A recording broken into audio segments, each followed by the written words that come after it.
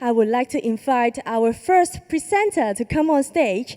They are Carmina, DALIDA, Gladys, MALTO, and Catherine LAGUNZAD. They are going to present community-based learning in environmental science, promoting socio-civic responsibility through community engagement. Please.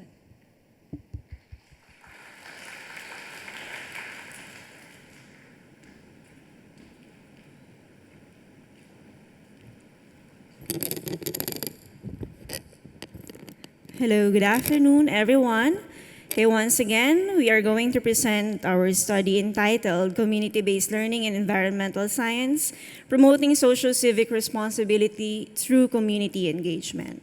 So this study was conducted in the Philippines for about 2 years ago. Just to give you a short background, this study focuses more on water pollution and conservation. So to acquaint you with our country, so here is the map of the Philippines showing the major river basins, bays, and lakes.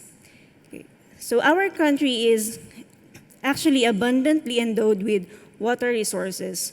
We have about 20 major river basins, 421 principal rivers, 216 lakes, and about 36,289 kilometers extensive coastline.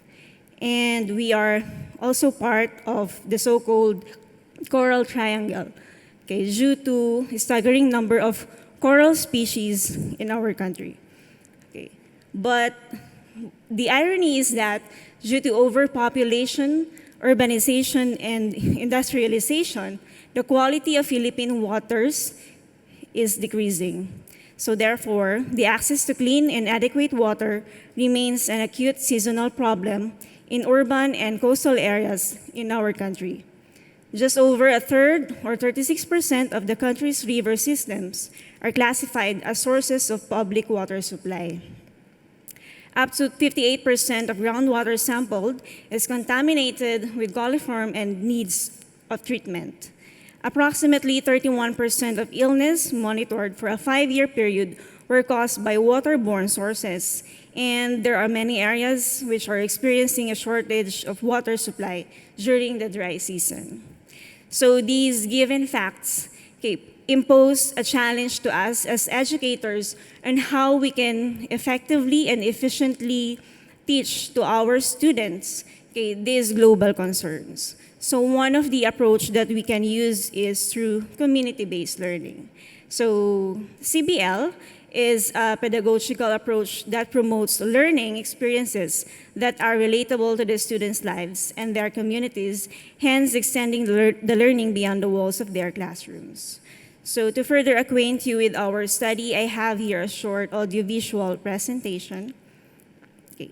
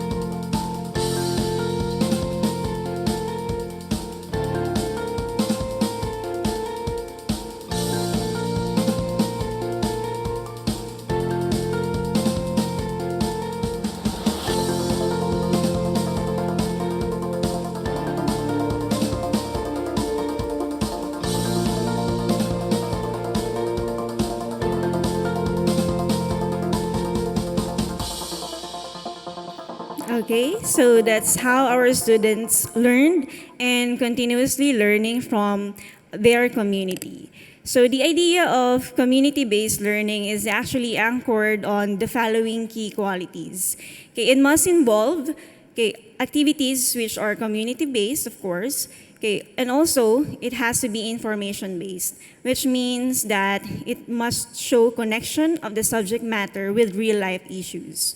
Another key quality is it should be collaborative. Okay, it should show the school community partnership, and it should also be action-oriented, okay, and therefore engaging the students, okay, to be part of the solution to environmental issues. So these key qualities have effects, okay, on their perceptions, on their community engagement, as well as their environmental knowledge. So the utilization of this approach could benefit the following sectors. Number one is the government and non-government organizations. Okay, this will help them to develop educational programs that includes environmental and conservation courses. Second is the community. As it will receive the school's resources, services, and support, as well as it will take part in the learning process. Third one, us, the educators. It will help us to develop strategies and enable our students to become good and responsive citizens. And lastly, of course, the core of education, which is our students. Okay, it will help them to enhance environmental knowledge, develop scientific skills and attitudes, become environment and conservation literate, and be able to make sound decisions in the near future. So for the methodology, how was this study done? Is that we use the mixed method approach, which involves the analysis of both quantitative and qualitative data. So for the research setting, the one that you have seen from the video earlier, okay, this is actually a place nearby the school wherein the problem is present. So our students are senior high school students. They were grouped into two. The traditional learning group, the ones who were taught, okay, with conventional way of teaching, and the other one, okay, the students that you have seen from the video are the community-based learning group. Okay, so they were actually grouped according to their IQ levels and their pretest scores to ensure that neither of the two groups have an undue advantage over the other.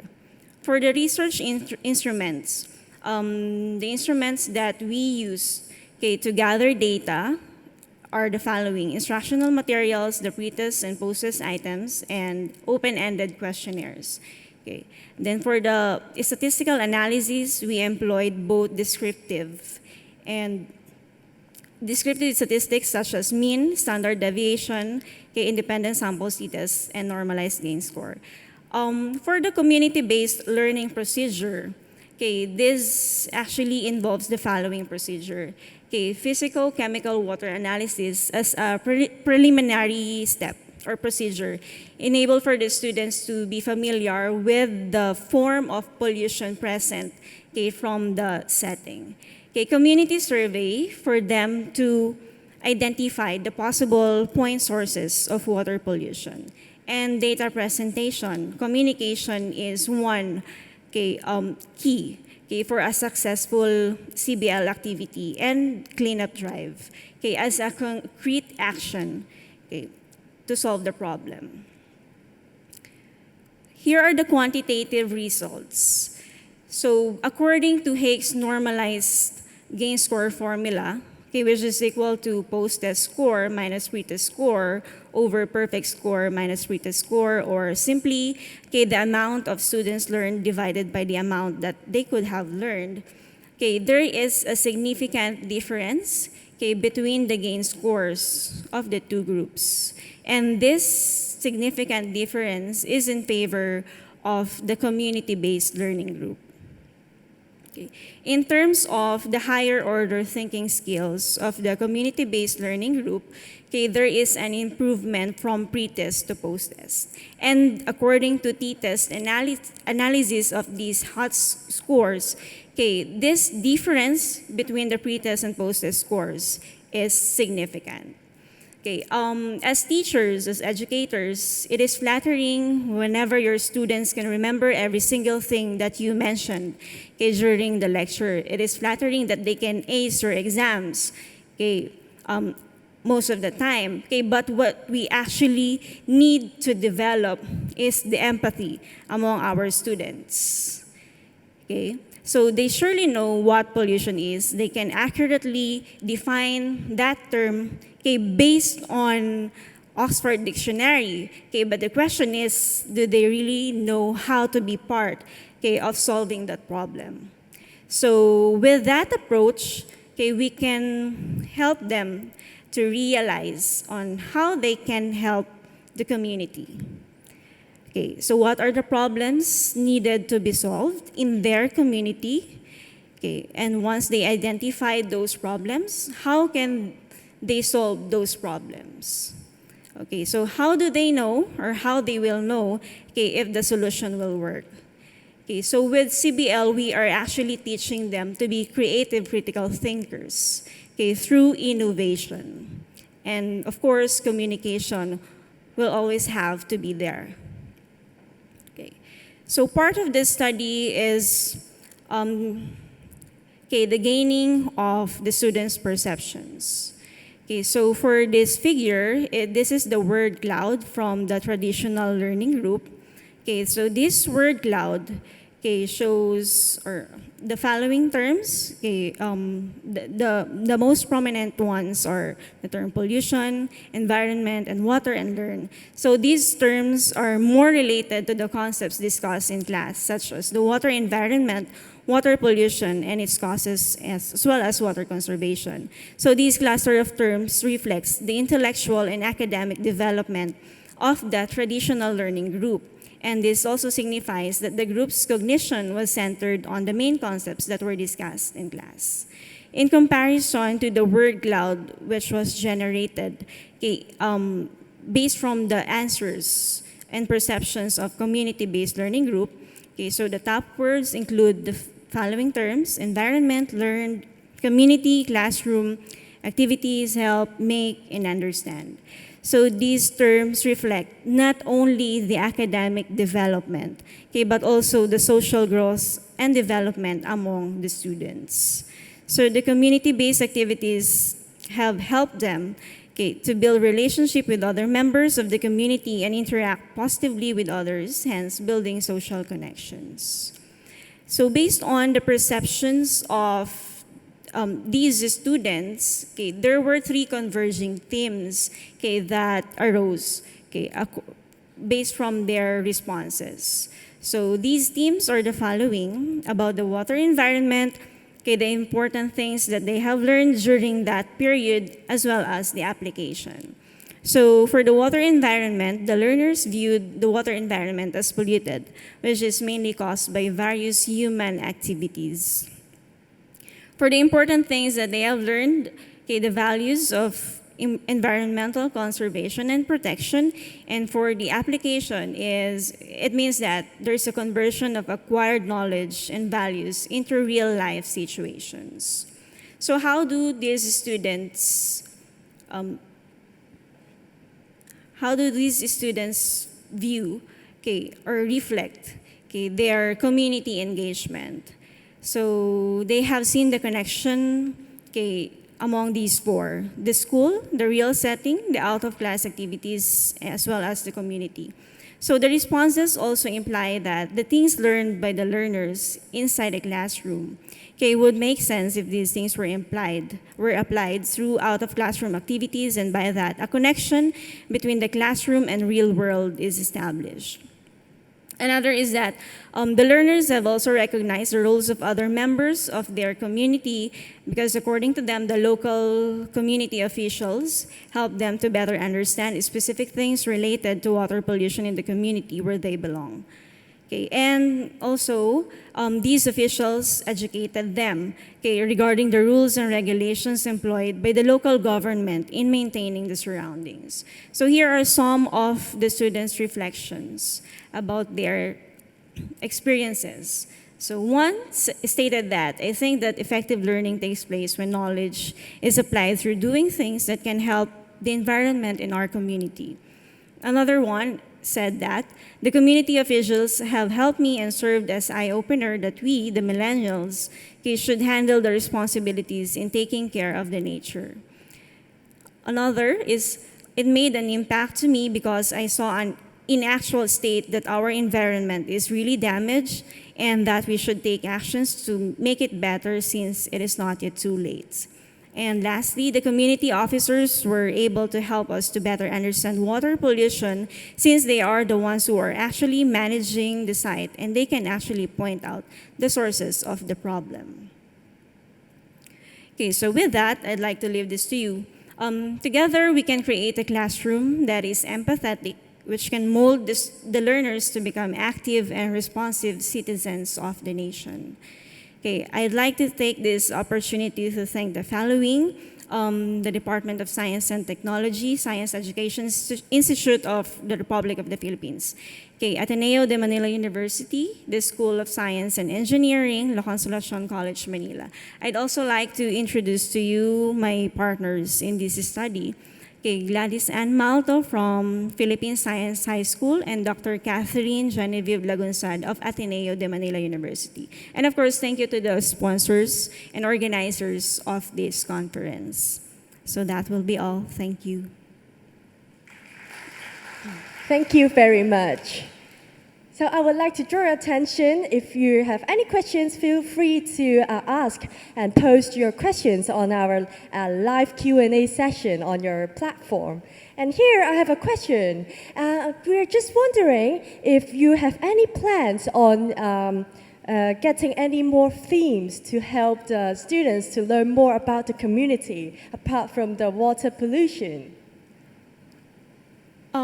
This approach is actually not only applicable with the discussion about water pollution, but this can also be applied to other topics in science, not only in sciences, but as well as in other disciplines. So definitely, there might be other chances of expanding this study. Yeah. Thank you very much. Thank you. Thank you.